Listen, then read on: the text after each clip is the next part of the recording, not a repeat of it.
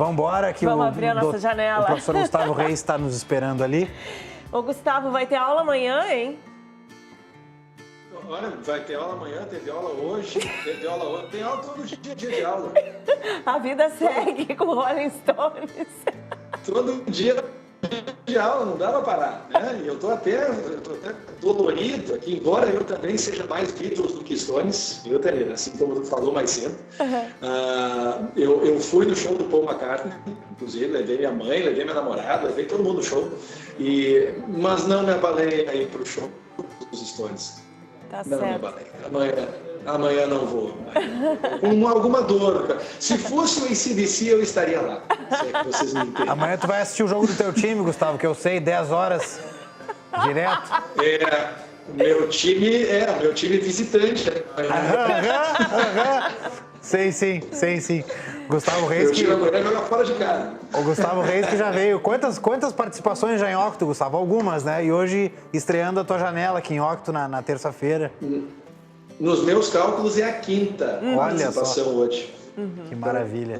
Vocês verem, desde o segundo dia de Octo, inclusive, né? Segunda participação via Skype e tive aí 3 vezes. Né? Eu sou um vasto propagandista. Inclusive, a minha escola tem algumas inspirações de Octo, como eu já compartilhei com vocês. Sim. Temos, de certa forma, essa ideia de organismo vivo, né?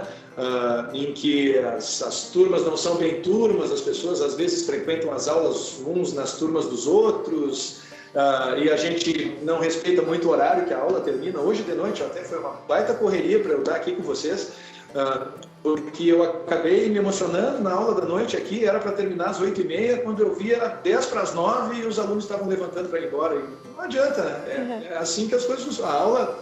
Quem disse que a aula tem que terminar na hora em que ela está marcada para terminar? É verdade. Exatamente. E continua, né? Bom, o Gustavo, que é o nosso grande parceiro, especialista na área de educação, vai participar sempre na terça-feira aqui com a gente, né? Com novidades, notícias, com provocações, né? Gustavo, o que tu traz de novidade pra gente hoje? Essa é a ideia, né? Olha, na verdade, assim, hoje está sendo um dia um pouco diferente, tá, Tanira? Porque eu acordei às 5h15 da manhã em São Paulo.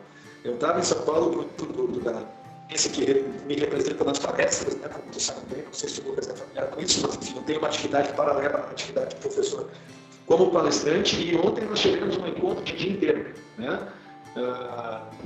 Em São Paulo. Aí eu acordei às 5h15 da manhã para pegar o voo às 6h25. Né? Olha, quer dizer, chegou queimado, hein? Começa assim. Hein, pessoal? Chegou queimado no aeroporto, porque... Não, na verdade, Congonhas, né, eu já tinha feito check-in, tá tudo certo.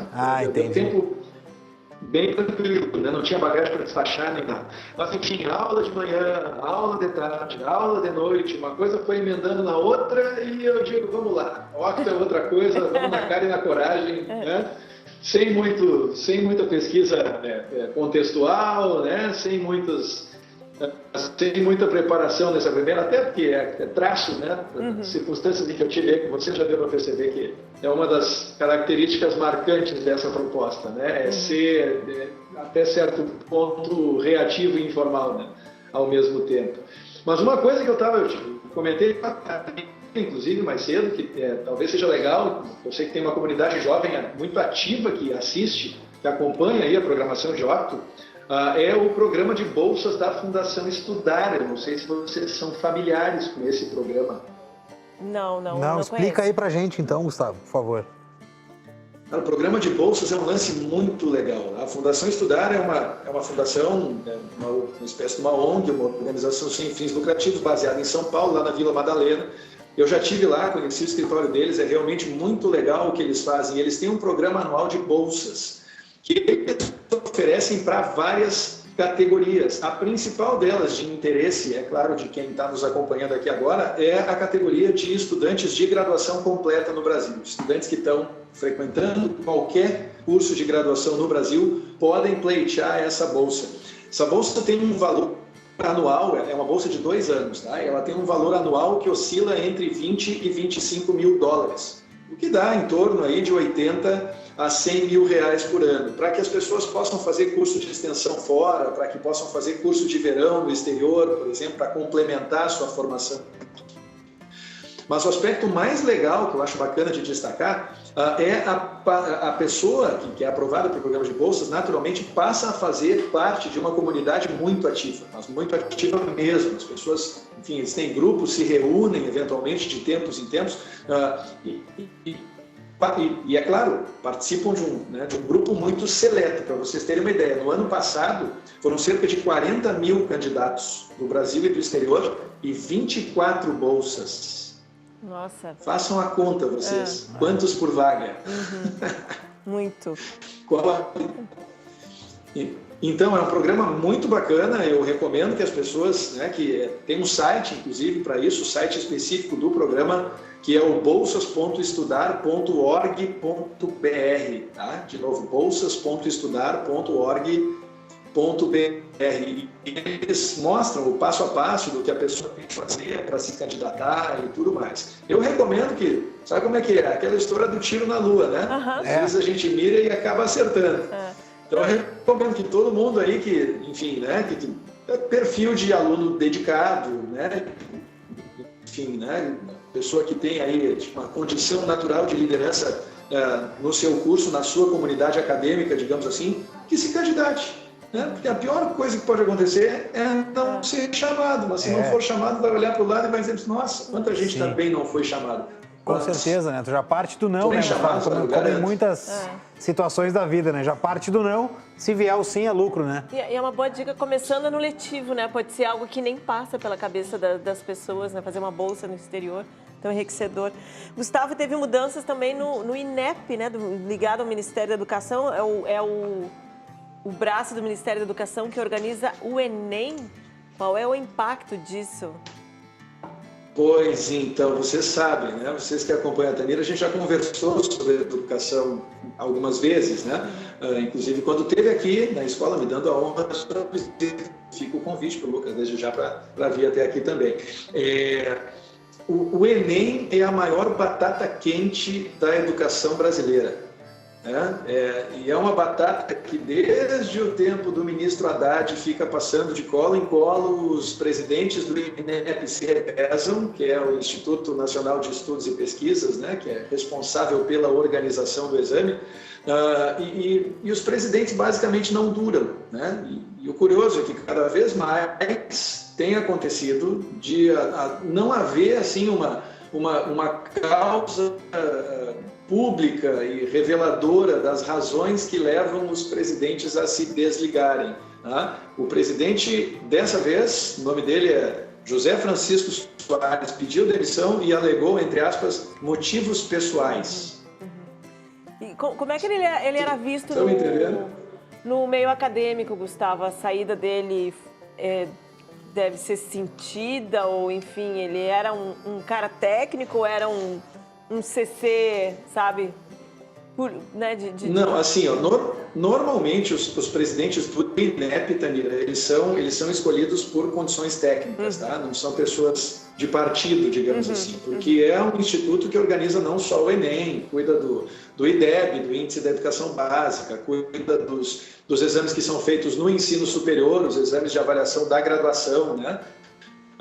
Quer dizer, é um instituto que tem atribuições bem mais amplas do que o Enem. Eu faço sempre questão de frisar, enfim, o que acontece com o Enem, porque desde 2009 os problemas são recorrentes, os problemas envolvem vazamento, é um exame gigantesco, a gente sabe, só existe um exame maior que o Enem no mundo, que é o exame da China, por motivos óbvios, né? A questão proporcional de população, que provavelmente a gente não vai ver o Brasil superando. Inclusive a campanha publicitária deles falava justamente sobre isso, né? Que maior do que esse concurso só na China, mas também pegando um lado de humor em relação a isso, né? Na comparação.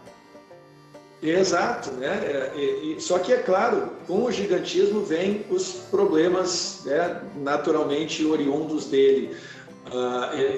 E parece assim que, como eu falei, esse cargo é uma espécie de bomba relógio. As pessoas assumem e elas têm um prazo de validade, né? O Enem ainda está longe, a gente sabe, longe, quer dizer, dentro da nossa perspectiva de ano letivo, né? O Enem normalmente acontece no final de outubro. Como esse é um ano eleitoral, a gente ainda não sabe se vai acontecer na penúltima semana de outubro ou na primeira semana de novembro, né? Mas, enfim, as justificativas são muitas e não são só as questões, se vocês pararem para pensar, que se tornam públicas, né? Eventualmente, como, por exemplo, questão dos vazamentos, questão de gabarito trocado, né? Folha ótica com cabeçalho trocado, vocês imaginam, o aluno recebe a folha ótica, olha na questão de número 1 é matemática, e aí na prova a questão 46 é a questão de matemática, vocês entendem? Como se os cabeçalhos de duas provas tivessem sido trocados, e aí o aluno não sabe como transcrever, porque o cabeçalho da folha ótica diz uma coisa e o que ele tem na numeração da prova é outra. Até isso já aconteceu no Enem, né? O que parece um erro primário, né?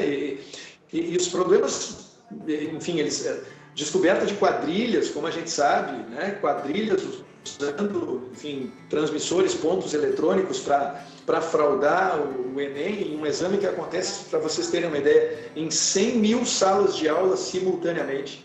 Nossa. É claro que não é um exame completamente confiável, né? Ele acontece em todos os estados brasileiros ao mesmo tempo, enfim. Então a notícia não surpreende, o governo não se manifestou, o Ministério da Educação informou simplesmente por uma nota que o nome do substituto vai ser definido nos próximos dias, o que dá a entender que foi de fato uma surpresa, né? Esse desligamento, mas é apenas, enfim, mais um capítulo da longa novela Enem, né? Que nós, otimistas que somos, continuamos acreditando que um dia vai transcorrer, enfim, livre de qualquer problema e de qualquer surpresa. A gente tem tempo para mais uma pergunta, Lucas? Sim, então, sim. Gustavo, aproveitar que a gente já falou aqui de planejamento financeiro, hoje estamos começando março, ano letivo começando. Para esses alunos que vão prestar Enem, vão fazer vestibular no fim do ano, na virada do ano, é um momento bacana de fazer esse planejamento também, né, de estudos. Como é que tu orienta teus alunos a partir de hoje? Como fazer essa, como tu falaste bem, perspectiva de ano letivo? Como colocar isso numa timeline até o fim do ano, o que cumprir? Dá para se organizar a partir de agora?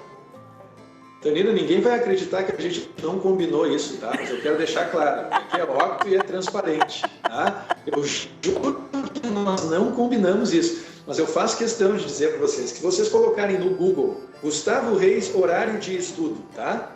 Só escrever isso aí, Gustavo Reis, horário de estudo. Vocês vão encontrar um post meu de 2013, do meu blog no Clique RBS, eu tenho um blog no Clique, né? Sou meio inativo no blog, na verdade, tem temporadas, assim, picos, né? Espasmos de autoria de posts do blog. Mas em 2013 eu publiquei um artigo que se chama Horário de Estudo, Como Montar o Seu, ou algo do gênero. Tá?